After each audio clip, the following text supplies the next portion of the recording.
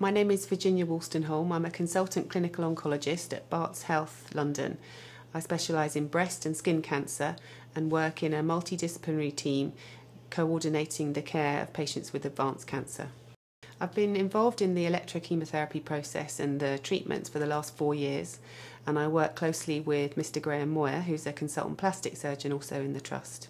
We've also been taking referrals from other cancer types, including gynecology, head and neck and breast cancer. So my role as a clinical oncologist with electrochemotherapy is to assess the patients with Mr. Moyer, look at the sites of disease that we need to treat and assess their fitness for chemotherapy. I then have to check that they have suitable blood tests, organise the dosing and the prescribing of the chemotherapy and make sure that everything is safe for its administration in theatre. When patients are referred to us to consider electrochemotherapy, we have a weekly multidisciplinary meeting which includes pathologists, dermatologists, oncologists and plastic surgeons. So the case will be reviewed, any imaging that the patient has will be seen, and we will then decide whether this is an appropriate way and treatment for the patient. Because although it's already been NICE approved, it's important that we discuss these patients with the whole team to make the right decision.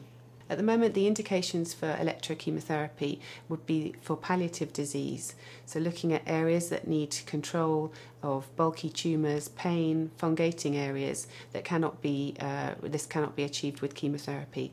It may also be used for patients that have exhausted all lines of treatment and require another type of treatment, then they may have already received radiotherapy to those areas. Often the patients that are referred to us for electrochemotherapy may only have very small volume cutaneous disease. It's these patients where electrochemotherapy can be very useful because patients may not want to have a further line of chemotherapy, and it may be that they do not want to use up limited options for chemotherapy and choose electrochemotherapy instead. By the time the patients come to see us, they may have had many lines of chemotherapy. They may also have received radiotherapy, and they may be quite far along their patient pathway.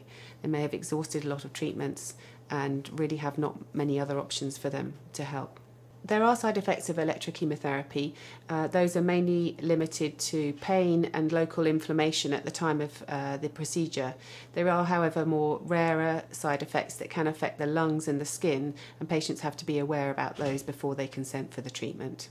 Electrochemotherapy, when it is compared to chemotherapy and other targeted treatments, which are very expensive, is much cheaper. There's obviously the cost of the general anaesthetic and the patient admission. The bleomycin drug itself is fairly cheap.